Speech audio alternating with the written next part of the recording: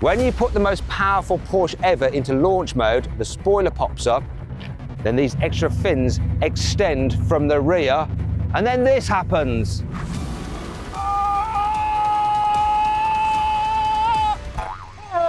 This is the new Porsche Cayenne EV, and it's a little bit like an asteroid because it's big, it's heavy, it's so fast that it's unstoppable, but it also threatens to make dinosaur-powered cars extinct.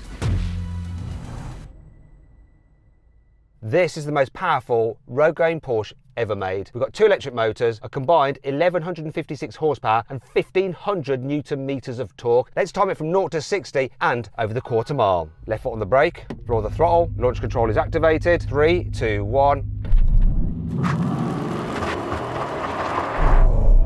2.46 to 60? What's the quarter mile gonna be? This is wild. What? 9.98! It's a sub 10 second car. That is wild. Hopefully it can stop well. Let's do a quick brake test, find out. Let's get to 60 miles an hour. Around 35 meters is acceptable. Here we go. Coming into the braking zone now. What we got? What? 29 meters. It not only goes like stink, it stops like stink, which is mad when you consider it weighs 2.6 tons. That's bonkers. But do the looks match the performance? In the argument of petrol versus electric power, in this case, electric power wins in terms of visuals because the Cayenne EV looks better than the internal combustion engine Cayenne. Don't you think? Got a really purposeful front. This being the turbo has these aggressive scoops in there which do actually feed air over the wheels. Also, we have more aggressive scoops and vents down here as well, but even the lower models look really good. And this particular car is fitted with the optional smoked light covers. Moving down the side, all cars get these surrounds around the wheel arches, and wheels start at 20 inches, though these ones are 22s. And this is a statement of Porsche's intent to this particular turbo version. P0R tyres, really aggressive, sporty tyres. All models get this side skirt treatment here, which looks good, but the turbo obviously has the turbo badging. Also, this one is fitted with the upgraded Turbo Night grey satin effect for the window surrounds and the roof bars. I like this feature. Unlike with the 911, they haven't cocked up the door handles on the outside, proper door handles. And of course, being a posh car,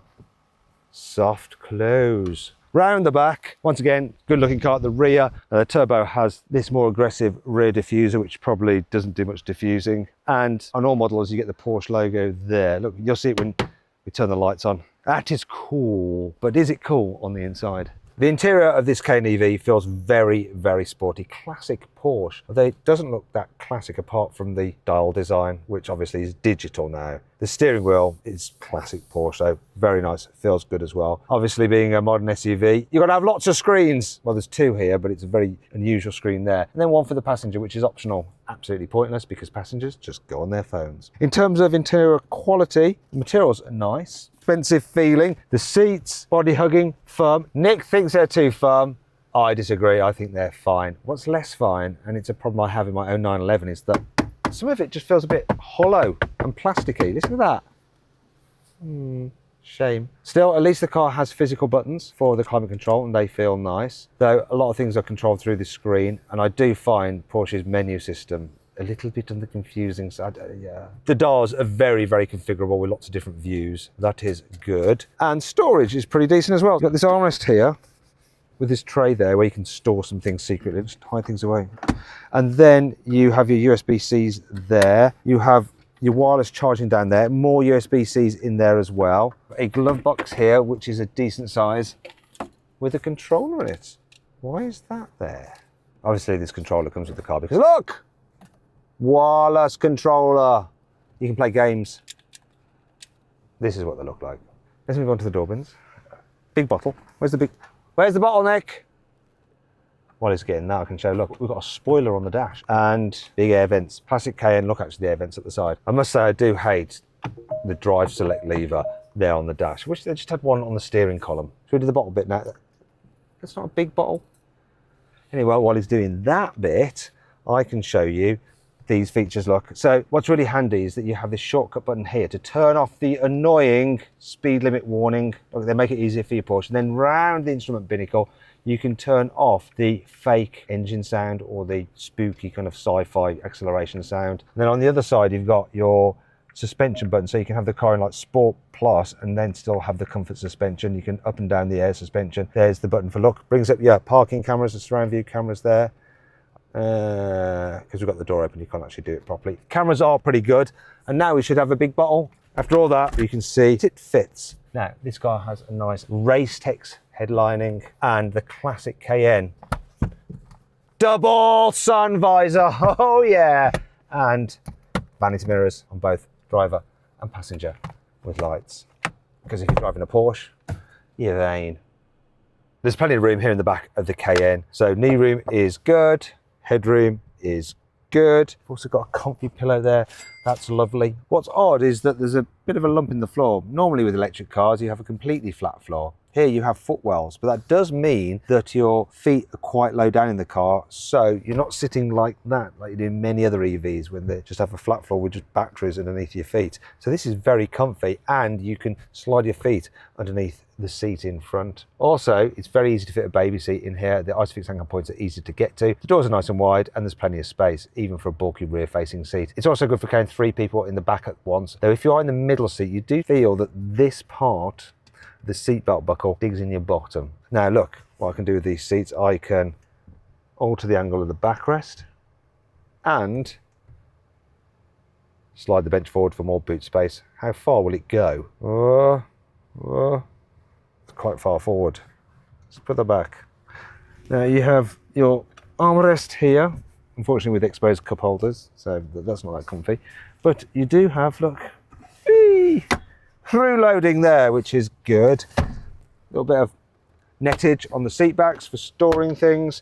You have decent sized rear door bins, which just about fit a big bottle. You've got your USB-Cs here, and this one's got the full rear climate control with ventilated seats and heated seats. And then there's this feature, look.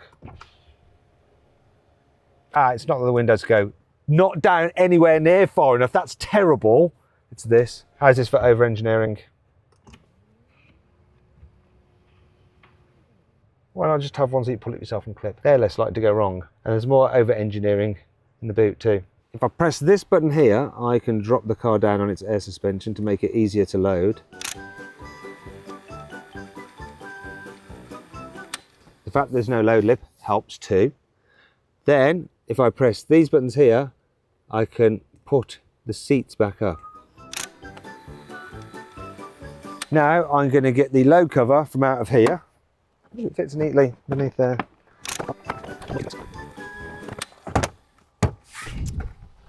Now I have 500 litres of space, but the seats are in their most rearward position. That capacity is better than most of its competitors anyway, but if you need more space, you can move the seats forward and then you have 780 litres of space. But what does it mean in terms of actual carrying capacity? Well, let's see how many suitcases we can fit in the boot.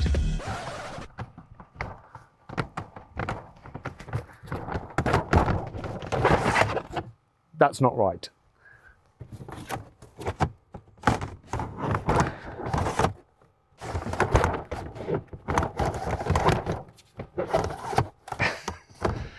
I'm a professional car journalist.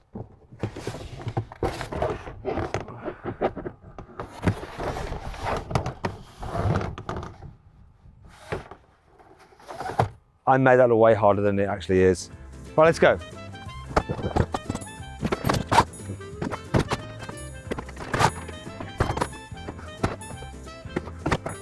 I'm just going to do something. Come with me.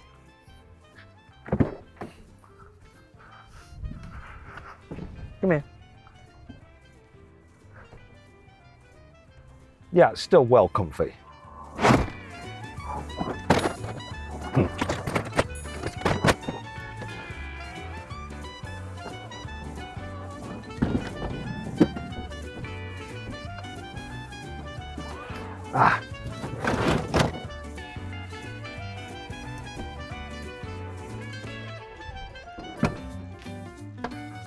That's 9,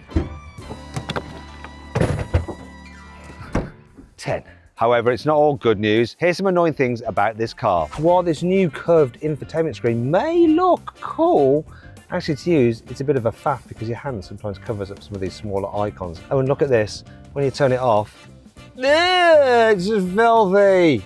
Depending on which way you're traveling, you have terrible reflections in the dash. Look at this. Once it changes, I'll drive around.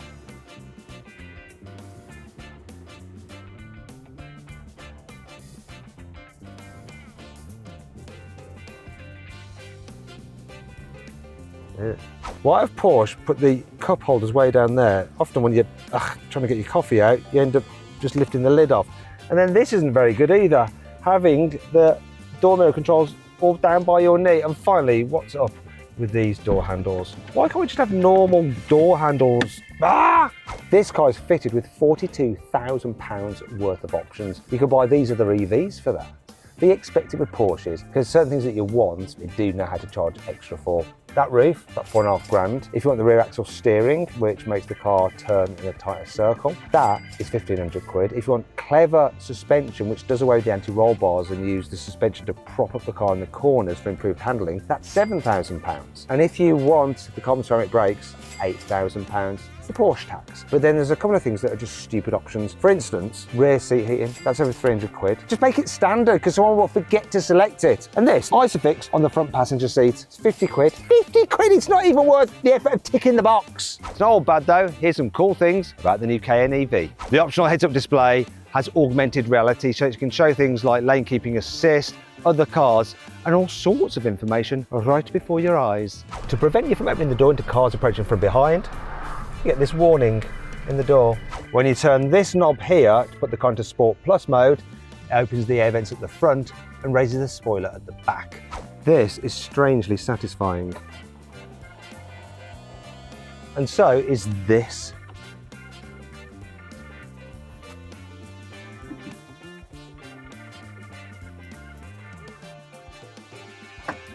Oh, actually this car can tow up to 3.5 tons, which is very good for an EV. For the sunroof, you don't have a blind, you have special glass. So you press that to make it go matte, press that to make it go semi, and that to do another pattern. As well as a hands-free boot, there's also a hands-free fruit. It's 90 litres. Couldn't resist it. And the Cayenne EV starts from £80,000 for the entry-level car. For the S, it's £100,000, and for this turbo, it's from £130,000. Obviously, this one of the options I've already mentioned is £170,000, which is nuts, isn't it? This is a big car, and so hopefully it's not too tricky to navigate around tight streets. Yeah, I'm definitely allergic to it. So much for the pollen filter. Anyway, hopefully it's not too difficult to thread through tiny village streets, because this is the kind of car that is going to be used on school runs. Oh, I tell you what's good straight away, you need to brake suddenly then. Very progressive braking, not suddenly jerky braking like you get with some EVs. Porsche know how to calibrate their controls. Throttle, it's not too sensitive when you just want to trickle along. Steering, solid but light enough. Suspension, oh, so good. This air suspension is very, very cushioning. It has a on its toes feel like you expect from a Porsche. It's sporty, but it's so yielding. It's very comfy. Even in sports mode, in the stiffest setting, it still is comfy. Very clever. The only slight downside is the visibility out the back window and the rear three quarters when you're looking over your shoulder pulling out. Other than that, and this fat pillar, visibility is pretty good.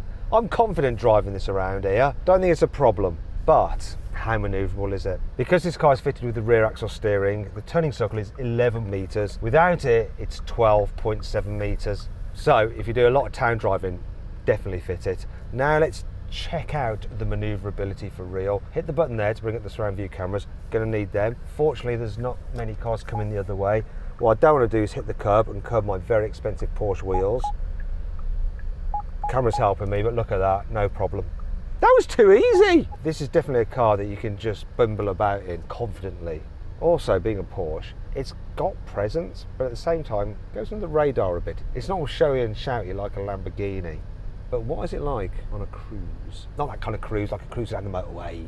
Now, if you need to overtake something or get up to speed, just in comfort mode, it's brutally quick. But let's say you suddenly need to overtake a 911 Turbo S, for instance, then there's a little button to help you out. So if you're in comfort, the throttle response is dialed back and it seems like the total power is as well. However, if you go into passing mode, you get full Sport Plus setting for a moment. So press that, watch this, from 40 to 70.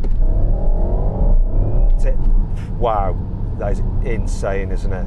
And then when you're cruising along, hardly any wind noise at all you notice, classic with all Porsches, because they've got such big fat tyres, just a little bit of tyre noise just coming in there. However, I can still hear the blooming fan over most stuff, even though I'm on the lowest setting. This is definitely a good car to do long distances in, but how far can you actually go? Well, this particular turbo is supposed to have a 350 mile range. I'm averaging 2.4 miles per kilowatt hour. When you multiply that out by the size of the battery, that's 250 miles of range. So, not great. Though I have been driving it rather hard because I've been needing to test it. And on a twisty road, this thing is wild. I don't know how Porsche's engineers have done this, but they have created something that is just truly insane. First of all, the acceleration in Sport Plus, the throttle response, it's nauseating. Then there's the grip and handling. How does it go around corners like that?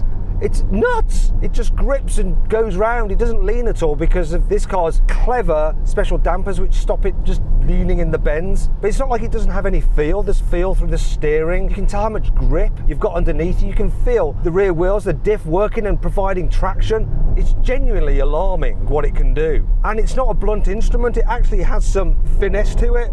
Oh, but it's so powerful and so bonkers. Do you know what? Because of the way you feel like you're sitting on top of this car, and it's so heavy and it's so powerful and it's so agile at the same time, it's a little bit like it's a crazy raging bull that somehow or other you put a spell on and you can just make it do whatever you want it to do. So you can sit on it and ride it around and just go absolutely berserk. However, at the same time, you've got to think of the road as being a bit like a china shop with lots of delicate things around and speed limits which are easily approached, and obviously a license that can be very fragile and easily lost. And then you realise the problem with this Cayenne Turbo. Just like a bull in a china shop, you can't fully let it off the leash very often. And that in some ways is a bit frustrating and a bit pointless. So that's got me thinking, do you really need this turbo version of the Cayenne? No. The entry-level Cayenne is quick enough, capable enough, comfy enough. It's all you need. So who the heck is gonna buy this turbo? Well, there's one type of person. It's someone who just likes the top spec of everything. It's the kind of person who just wants to flex, and the kind of person who wants to make their passengers feel sick by going, that actually hurt my head. So then what's my final verdict on the new Porsche Cayenne EV? Should you avoid it, consider it, shortlist it, or just go right ahead and buy it? Well, overall, it's a very lovely thing. It drives great and it's practical. It's just rather expensive and the range isn't amazing. So for the normal car, I would say shortlist it. However, if you want the most powerful, quickest electric SUV, get the turbo. It'll blow your mind and probably give you a migraine. Thing is though, do you really need to spend this much money to have a high performance SUV? Because if you watch that video there, you will see what you can get from China for less than half the price. It's madness. Anyway, I hope you enjoyed the video. If you did, give it a like. If you haven't done so already, subscribe because we've got some more cool reviews coming out. Let me know what you think of my verdict in the comments below. And thanks for watching. I'll see you next time.